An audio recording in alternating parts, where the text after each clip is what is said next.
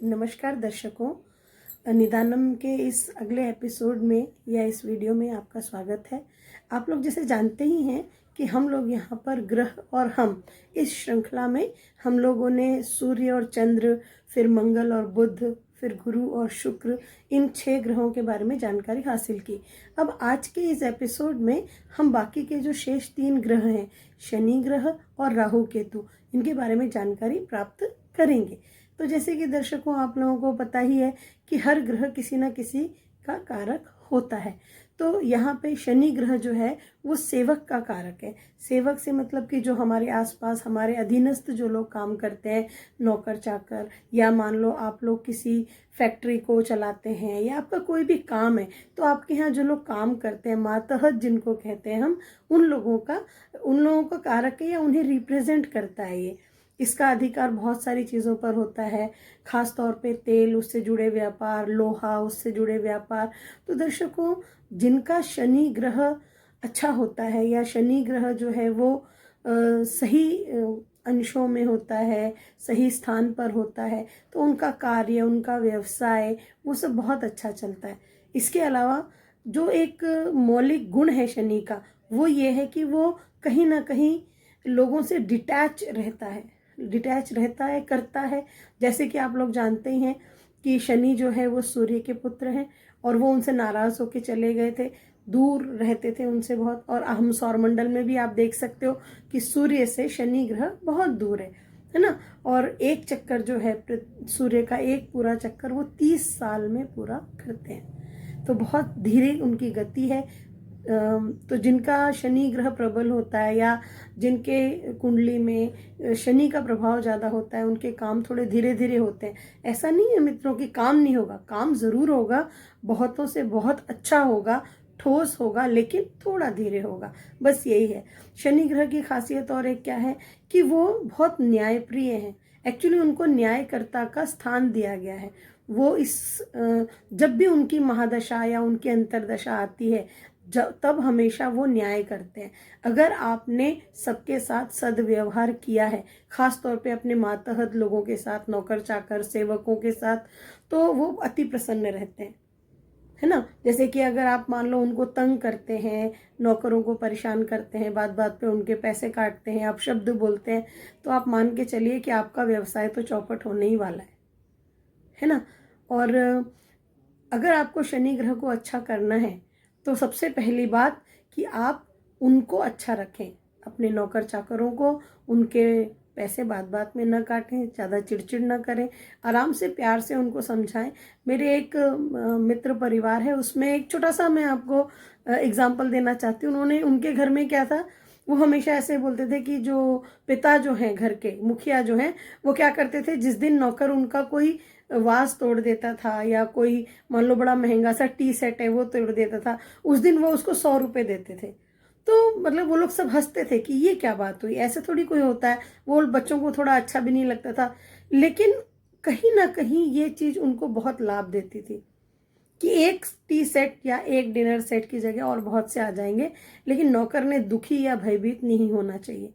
तो यही शनि का गुण है, शनि का फायदा है। शनि जो है वो टेक्निकल चीज़ों में व्यक्ति को स्मार्ट बनाता है, टेक्निकल बनाता है। शनि का अधिकार उस पर होता है। जितने भी यांत्रिकी कार्य होते हैं, मीन्स इंजीनियरिंग से रिलेटेड सब कार्य, तो वहाँ शनि आपका अच्छा है, तो आप ये सब कर सकते हैं, है कि नहीं। जैसे मंगल का मैंने बताया था कि फिजिकल वर्क यानी कि स्टेमिना, खेल कूद, इसमें स्ट्रांग रहते हैं। ऐसे ही शनि का जो है वो, जिनका शनि अच्छा रहेगा वो इंजीनियरिंग बहुत अच्छे से, वो उन बच्चों का अधिकार रहेगा, उनकी रुचि रहेगी उस विषय में। तो ये एक बहुत अच्छी चीज़ है शनि के बारे में। और इसके अलावा अगर आपको शनि से संबंधित कोई तकलीफ हो रही है या शनि आपका अच्छा नहीं है, तो आपको खास तौर पे जोड़ों से संबंधित, हड्डियों से संबंधित तकलीफ होगी, कष्ट होगा, आपको वात रोग होंगे, वात और कफ से संबंधित चीज़ें होंगी। और इसके अलावा आपके यहाँ कभी भी नौकर नहीं टिकेंगे, ये मान के चलिए, है ना। पिता से आपकी नहीं बनेगी, ये भी एक चीज़ है। तो आपको अगर शनि को प्रसन्न रखना है तो अपने अधीनस्थ लोगों को, अपने आपके यहाँ जो सेवक हैं उनको अच्छे से रखिए, उनको प्रेम से रखिए, उनका भी मान रखिए, उनकी खुशियों का ख्याल रखिए, जहाँ तक बने उनके साथ अच्छा व्यवहार करिए। दूसरी बात कि आप पीपल की उपासना जो है इसमें बहुत श्रेष्ठ मानी गई है कि पीपल की उपासना करें, उन्हें जल चढ़ाएं। फिर शनि के आप दान भी बहुत सारे हैं, आप वो दान कर सकते हैं। उड़द है, तुम्हारा गुड़ है, ये चीज़ों का आप दान कर सकते हैं।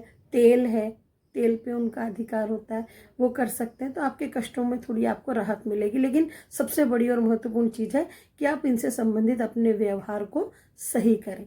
ठीक है दोस्तों, तो दर्शकों इसके बाद अगला ग्रह आता है, या मैं ये कहूँ कि अगले ग्रह आते हैं दो, राहु और केतु, जिसमें से कि राहु जो है वो शनि की तरह व्यवहार करते हैं, शनि की तरह प्रभाव देते हैं, और केतु जो है वो मंगल की तरह प्रभाव देते हैं। यानी कि अगर आपको उनके बारे में कथा तो पता ही होगी। समुद्र मंथन हो रहा था और अमृत निकला था, तो इन्होंने पी लिया था। तो फिर भी भगवान विष्णु ने उनकी गर्दन अलग और धड़ अलग ऐसे किया, लेकिन वो अभी भी ब्रह्मांड में, ऐसा उनके बारे में कथा प्रचलित है। तो जो सिर है, मस्तक जो है वो राहु का प्रतीक है, राहु है, और बाकी का धड़ जो है वो केतु है। तो राहु कहीं ना कहीं दिमागी तौर पे चिंता, परेशानी, द्वंद्व और तनाव, ये चीजें देता है। राहु का काम है ये। जब उनकी महादशा अंतरदशा में वो आता है तो दिमागी, और धीरे धीरे अगर राहु का बहुत ज्यादा प्रभाव होता है तो वो इस तरीके का दिमागी तौर का तनाव देते हुए मनुष्य को दिमागी तौर पे वो डल कर देता है, याददाश्त को खत्म करता है, बुद्धिमानी जो होती है, इंटेलिजेंस जो है उसको कम करता है, इस तरीके के नुकसान पहुंचाता है। लेकिन अगर राहु सही जगह पर है, बली है, उच्च का है, या केंद्र में है, मूल त्रिकोण में है, अच्छी जगहों पर है, तो वहाँ राहु बहुत अच्छा भी हो सकता है। लेकिन हाँ, कितना भी अच्छा राहु हो, लेकिन कहीं ना कहीं वो तनाव तो देता ही है, बहुत ज़्यादा सोच विचार देता है। अगर आपको राहु से राहत पानी है तो आप सबसे पहले तो अपने सोच विचार इस सब पे नियंत्रण रखें, कि जो एक विचार पे स्थिर रहें और उसका जो सोच लिया बस वो करना है, और उसमें लग जाइए, 100% अपना दीजिए, कुछ फालतू का सोचिए मत, बस सीधा अपने काम पे लग जाए, तो आप सही तरीके से सब चीज़ें कर पाएंगे। पहली बात। दूसरी बात कि अगर आपको राहु बहुत तनाव दे रहा है तो आपको बुधवार के दिन आपको क्या करना चाहिए, शाम को 4 से 5 के बीच में आपको पालक और हरी चीज़ों का दान करना चाहिए। ये चीज़ें आपको, गाय को चारा खिलाना चाहिए, ये ध्यान रखना चाहिए। इसके अलावा आप शनिवार के व्रत कर सकते हैं। इवन राहु केतु दोनों के लिए 18 व्रत आपको करने रहते हैं बिना नमक के, और राहु के मंत्र का जाप आप कर सकते हैं, ओम रांग राहवे नमः। ये मंत्र आप हर शनिवार जो है, या 5 माला आप करें। अगर आपकी राहु की महादशा है तो आपको शीघ्र इसमें राहत मिलेगी। मित्रों, मैं ये नहीं कह रही हूँ कि पूरा प्रभाव खत्म होगा, जरूरी नहीं है कि प्रभाव पूरा खत्म हो, थोड़ा बहुत तो असर रहता ही है। ठीक है, तो ये एक चीज हमारी ध्यान रखने की बात है। तो राहु इस तरीके से दिमागी तनाव ज्यादा देता है। राहु को अगर हम और अच्छा करना चाहते हैं तो राहु के लिए एक और इम्पॉर्टेंट चीज़ है स्वच्छता से रहना, सुंदरता से रहना। अगर आप स्वच्छता से रहते हैं, सुंदरता से रहते हैं, अपना ध्यान रखते हैं, साफ सफाई, ये सब चीज़ों का, तो राहु प्रसन्न रहते हैं उससे, है ना। और चंद्रमा के अगर आप उपाय करते हैं तो उससे भी राहु प्रसन्न रहते हैं, राहु अच्छे रहते हैं। अब आते हैं मित्रों हम केतु के ऊपर।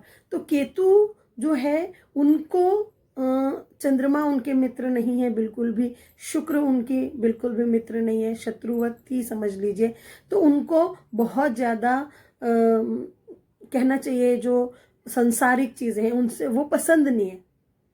क्यों? क्योंकि उनका काम है आपको मोक्ष प्रदान करना, केतु का काम ही है मोक्ष देना। तो वो डिटैच करते हैं इन सब चीज़ों से और आपके आध्यात्मिक स्तर को बढ़ाते हैं। उसका काम होता है, ये सब चीज़ों से अलग रहेगा तो मनुष्य जो है वो भगवान को याद करेगा, प्रार्थना करेगा, पूजा करेगा, चाहे कोई भी धर्म का हो, चाहे कोई भी हो, तो वो करेगा। लेकिन मंगल की तरह व्यवहार करने के कारण आपको रोग कम, चोट, बार बार दुर्घटनाएं होना, ये सब चीज़ें होंगी। इसके अलावा बहुत ज़्यादा अगर आप सोच विचार करते हैं तो भी केतु आपको हानि पहुंचाता है, क्योंकि केतु का क्योंकि मस्तक नहीं है, सिर्फ धड़ है, तो वो एक्शन में बिलीव करते हैं। क्या एक्शन है, क्या आप कर रहे हो, उस पर उनका ध्यान रहता है। जैसे ही आप ज़्यादा सोचना शुरू करेंगे केतु की महादशा में, केतु के प्रभाव में, आपको ज़्यादा चिंता करना, ज़्यादा सोच विचार करना, ये सब नहीं करना है। सीधा सीधा आपको एक्शन करना है। जो एक बार सोचा वो आप करेंगे, आपको राहत रहेगी और आपके काम हो भी जाएंगे।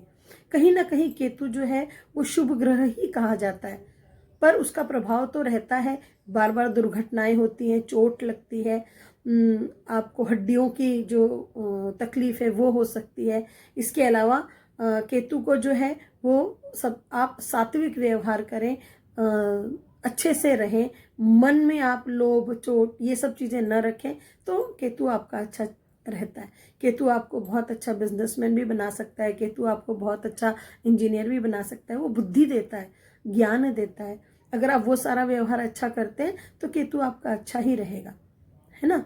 तो मित्रों, इस तरीके से आज आप लोगों ने जानकारी प्राप्त की राहु, केतु और शनि के बारे में। मित्रों, अब अगला जो एपिसोड आएगा वो टैरो कार्ड से संबंधित आएगा। आप लोगों से मेरे को कई लोगों ने बताया कि भाई हमें जो एंजल्स के ब्लेसिंग्स हैं उससे संबंधित या इस तरीके का कोई वीडियो आप बनाइए। तो मेरा ये प्रयास है कि अगला वीडियो मैं इसी तरीके का बनाऊं और शीघ्र ही मैं आप यहाँ पे पोस्ट करूंगी। तो मित्रों, आप लोगों को पता ही है, आप लोग जो है इतना आपका प्यार मुझे मिल रहा है। आप लोग लाइक कीजिए, सब्सक्राइब कीजिए, कमेंट्स कीजिए, अपना पूरा सपोर्ट दीजिए मुझे, ताकि मैं और भी उत्साह के साथ अच्छी तरह से अपना काम कर सकूं। तो शीघ्र मिलूंगी आपसे नए टैरो कार्ड के एपिसोड के साथ। तब तक के लिए धन्यवाद, नमस्कार।